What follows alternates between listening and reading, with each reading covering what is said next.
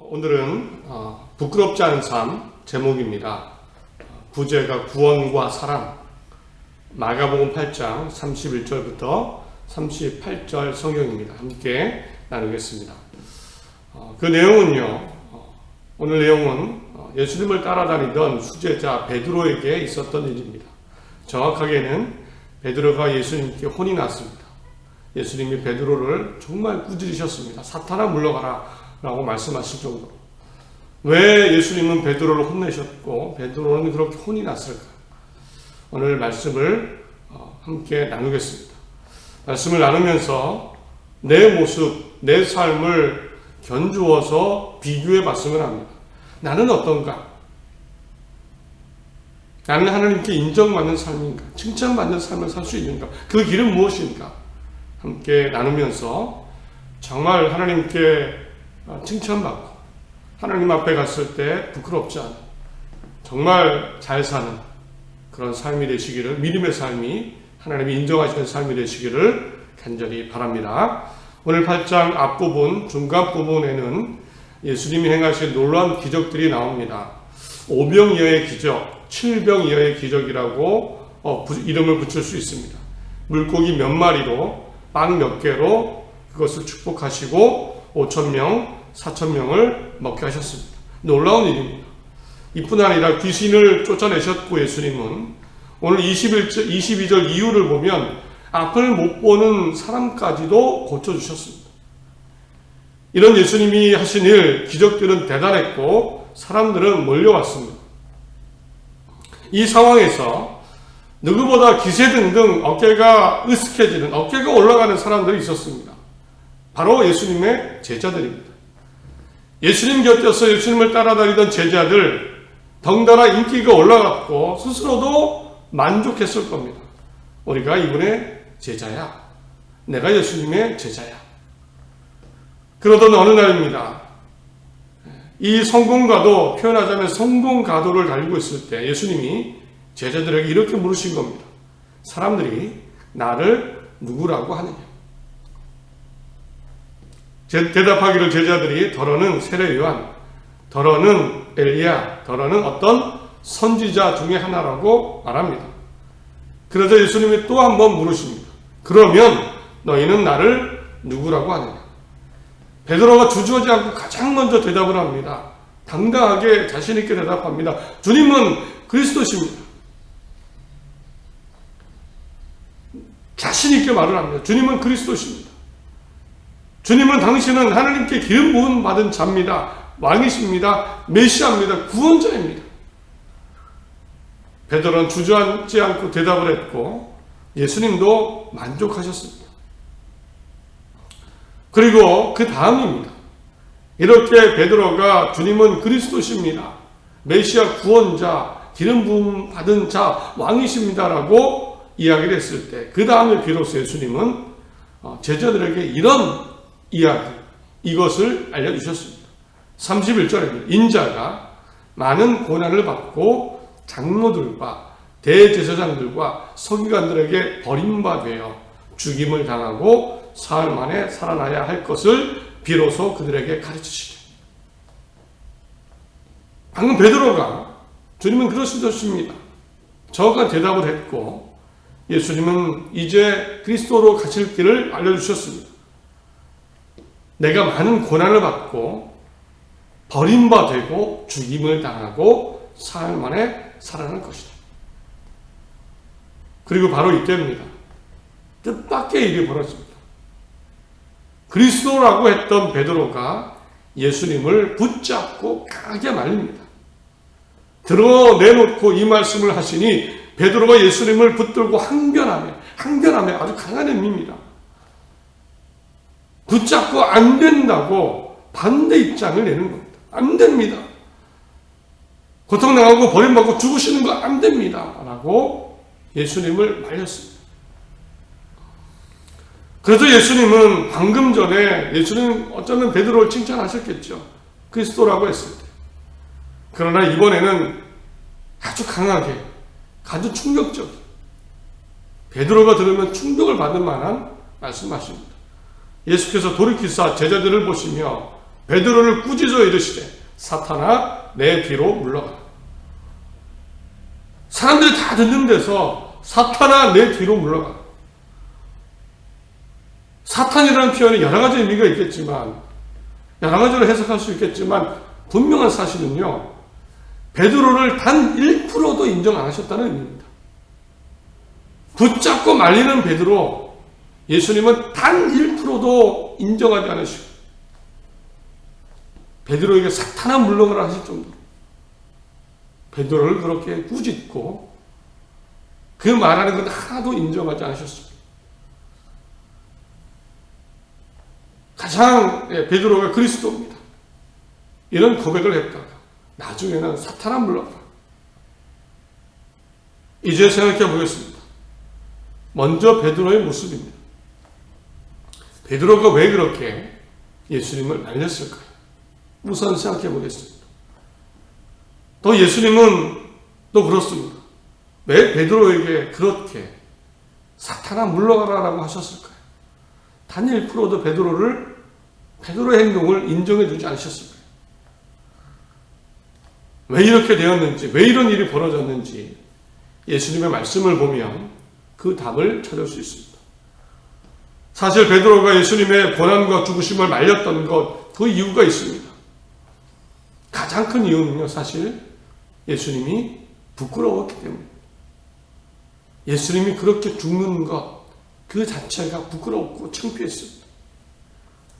예수님이 나중에 이렇게 말씀하셨죠. 누구든지 이 음란하고 죄 많은 세대에서 나와 내 말을 부끄러워하며, 부끄럽다는 표현을 쓰신 이유는요, 베드로와 예수님과 나와 내 말, 예수님의 말씀을 부끄러워하고 있었습니다. 고난받고 죽는다는 것 부끄러웠습니다. 저거 창피한 일인데, 저거 부끄러운데, 예수님 저렇게 죽으시면, 외면받고 죽으시면 나 부끄러워. 내가 제자인데 나는 어떡하라고. 내 입장은 어떡하라고. 라고 부끄럽고 창피한 생각에서 안 된다고 말린 겁니다. 그런데 조금 여유를 두고 생각해 보면 베드로 그럴 수 있지 않을까요? 사람들 앞에 모욕당하고 외면당하고 죽으면 얼핏 봐도 떳떳한 일 아닌 것 같습니다. 어떻게 보면 망한 거 아닙니까? 망한 겁니다. 그러면 부끄럽다, 창피하다, 이런 생각 들지 않았을까요? 반대로 베드로 이런 것들, 반대로 다른 일에는 굉장히 당당했을 겁니다. 부끄럽다는 생각 안 했을 겁니다. 예수님 바리새인들과 논쟁하고 멋지게 이기셨을 때 부끄럽지 않습니다. 예수님이 사람들 앞에서 불치의 병을 고치셨을 때 멋진 일이죠. 당당합니다. 나도 당당합니다. 귀신을 쫓아내시고 귀신이 도망갔을 때 그 옆에 지켜보던 베드로 어깨가 올라갑니다. 5병이어의 기적, 7병이어의 기적으로 수천 명을 먹이실 때 베드로도 높아지는 것 같습니다. 마음이 좋습니다. 사람들이 막 몰려올 때, 인기가 많을 때 자신이 있죠. 자신감이 생기고 당당함이 생깁니다. 그거에 비하면 예수님이 고난받고 외면당하시고 모욕적인 죽음을 당하신다면 좀 창피하다는 생각, 부끄럽다는 생각, 예수님이 좀 인정해 주셔도 되지 않습니까? 그런데 단 1%도 인정해 주지 않았습니다. 사탄아 물러가라. 또 하나 있습니다. 그러면 베드로가 왜 그 고난과 외면, 죽음을 부끄럽다고 생각했을까요? 결국 베드로는요, 예수님을 통해서 세상적인 것, 어떤 성공, 권력을 기대하고 있었기 때문입니다. 그게 좋은 것입니까? 36절, 27절에 예수님이 제자들 사람들을 보시고 이렇게 말씀하십니다. 사람이 만일 온 천하를 얻고도 자기 목숨을 잃으면 무엇이 유익하냐? 온 천하를 얻고도. 왜 이 말씀하셨을까? 베드로도 온 천하 얻고 싶은 마음, 온 천하는 아니지만 세상 천하에 있는 것, 어떤 것 얻고 싶었습니다. 예수님이 그리스도시니까, 왕이시니까, 하나님이 보내신 기름 부은 왕이시니까 나중에 예수님이 정말 왕이 되시면 내가 한 자리 하겠다. 예수님의 우편이든 좌편이든 한 자리 하겠다. 실제로 베드로가 그것 때문에 제자들과 크게 싸웠습니다. 늘 논쟁했습니다. 내가 오른편이야. 네가 왼쪽이야. 누가 크냐? 네가 크냐? 내가 크냐? 그런데 예수님이 고난 당하시면 다 무너지는 겁니다. 망하는 겁니다. 사라지는 겁니다. 죽으시면 없어지는 겁니다. 그래서 그것이 부끄럽고 또 내가 기대하는 세상의 어떤 것, 그것에 대한 생각으로 예수님을 말렸습니다. 그런데 또 보면 좀 그럴 수 있지 않습니까? 그럴 수 있지 않을까요? 솔직하게 생각해 보면 좀 사탄아 물러가라 너무하신 말씀 아닌 것 같습니까? 어느 정도 이해해 주셨습니다. 만약 내가 베드로 입장이라고 생각해 보겠습니다. 내가 그 자리에 있었다면 막 부흥하고 잘되고 성공하고 있습니다. 갑자기 그런데 예수님이 다 포기하는 것 같습니다. 망하는 것 같습니다. 망하는 길로 가신다고 합니다. 그러면 내가 그 자리에 있다면 말리지 않았을까요? 예수님 좀 더 생각해 보시죠. 다른 방법 있지 않을까요? 너무 급하게 생각하지 마시고 좀 우리 더 고민해 보고 예수님 하시면 어떻습니까? 말리지 않았을까요? 아니 아브라함도 다윗도 솔로몬도 유명해지고 그들도 어쩌면 성공했지 않습니까? 베드로 나는 안 될 이유가 뭐가 있습니까? 우리는 안 될 이유가 뭐가 있습니까? 이대로 쭉 잘 되면 얼마나 좋습니까? 라고 말리지 않았을까요? 그러나 분명한 것이 있습니다. 분명히 기억할 것이 있습니다. 예수님은 1%도 베드로의 입장을 인정해 주지 않으셨습니다. 사탄아 내 뒤로 물러가라. 단순히 예수님이 예수님이니까 라고 생각하면 안 됩니다. 예수님도 우리와 똑같은 사람으로 오셨습니다. 세상적인 게 보이고 그런 분이 오신 겁니다. 우리보다 베드로와 똑같은 사람의 몸으로 오신 겁니다. 그래서 우리 대신 죽어도 그게 인정되는 겁니다. 이런 예수님이 절대 1%도 인정하지 않으셨습니다. 사탄아 내 뒤로 물러가라.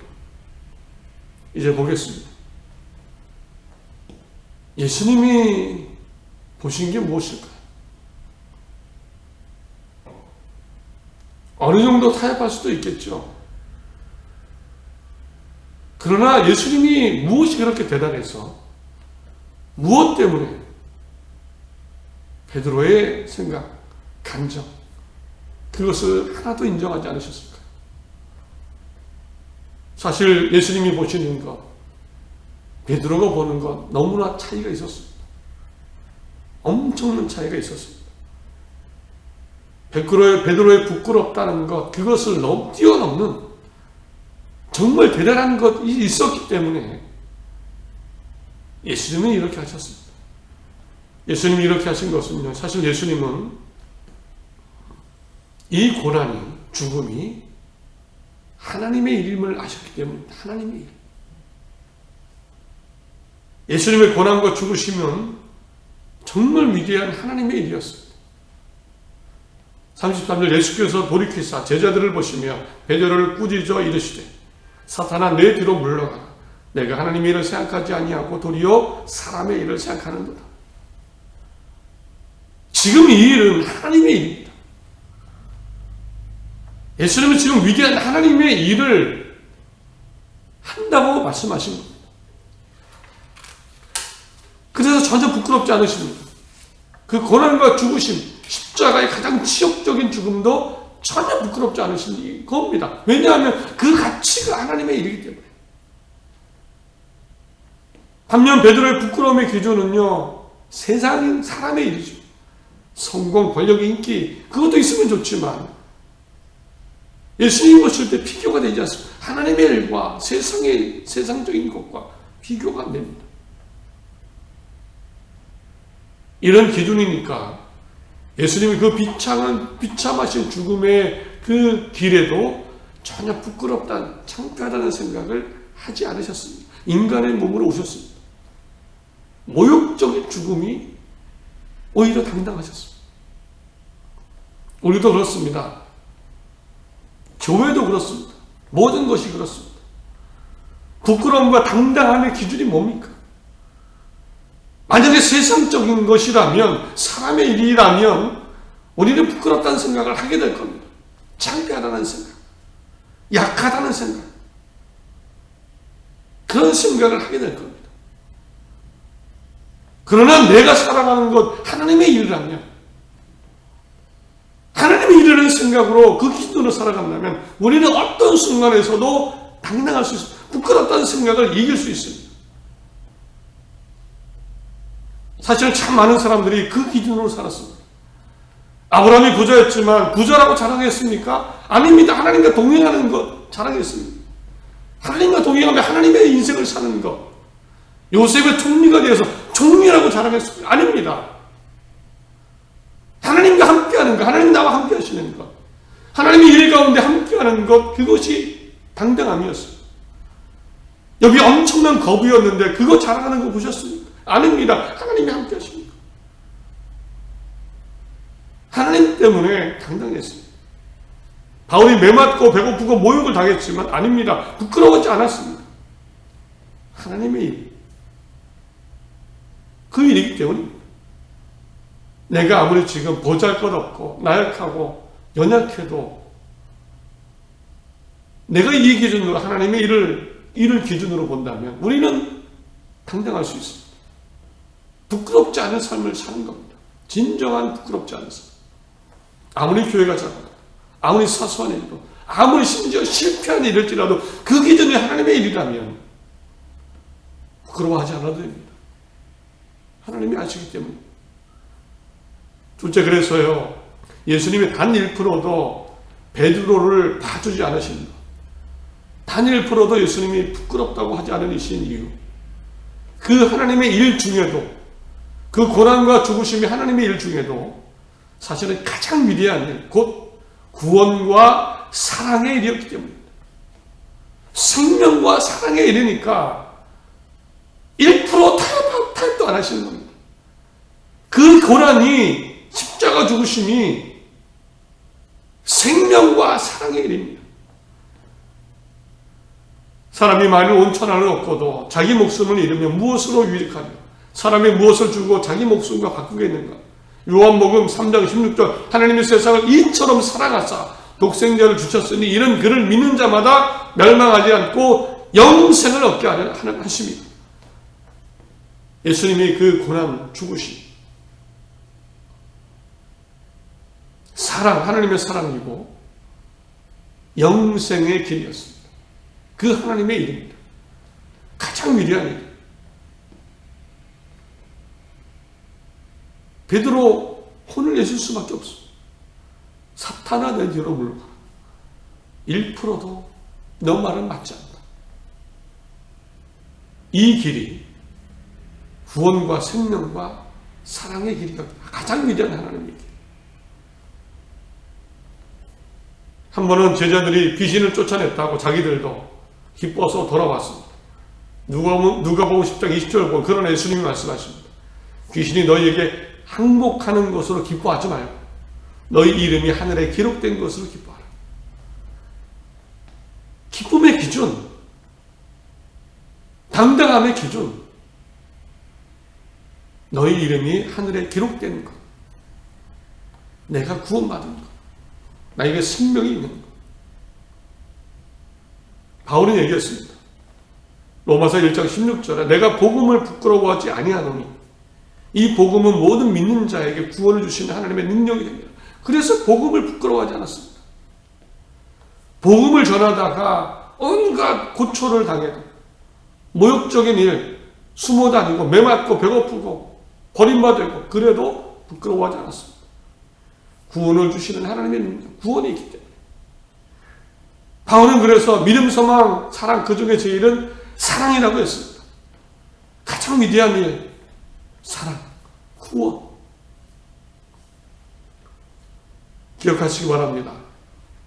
내 삶, 사랑과 구원이 있으면 부끄럽지 않은 삶입니다. 그런데 이미 있지요. 우리 구원받은 사람이 부끄럽다는 생각 이겨낼 수 있습니다. 어떤 일을 당해도, 어떤 삶을 살아도. 교회 마찬가지입니다. 내 삶 마찬가지입니다. 모든 일 마찬가지입니다. 사랑과 구원이 있다면 부끄러워할 필요가 없습니다. 당당할 수 있습니다. 말씀을 맺습니다. 사실 하나님의 일, 구원과 사랑이라는 기준으로 당당하게 사는 것, 세상은 이해하지 못할 겁니다. 그렇게 산다고 사람들이 잘 인정해 주지 않습니다. 오히려 왜 저렇게 살아? 믿음이 뭐라고? 예수님이 뭐라고? 예수 믿는 게 뭐라고? 이런 이야기 들을 수도 있습니다. 이 세상에서는 하나님의 일, 사랑과 구원, 이것으로 당당하게 산다고 사람들이 인정해 주지 않을 겁니다. 그러나 38절, 정말 우리가 부끄럽지 않다라고 느낄 순간이 올 겁니다. 당당한, 그 정말 진짜임을 느끼게 될 겁니다. 38절, 누구든지 이 음란하고 죄 많은 세대에서 나와 내 말을 부끄러워하면 인자도 아버지의 영광으로 거룩한 천사들과 함께 올 때 그 사람을 부끄러워하여. 그러나 그렇지 않은 경우에 어떻습니까?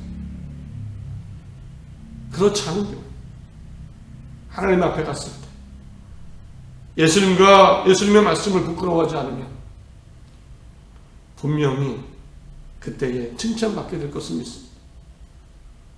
그때 하나님의 인정이 있을 것을 믿습니다.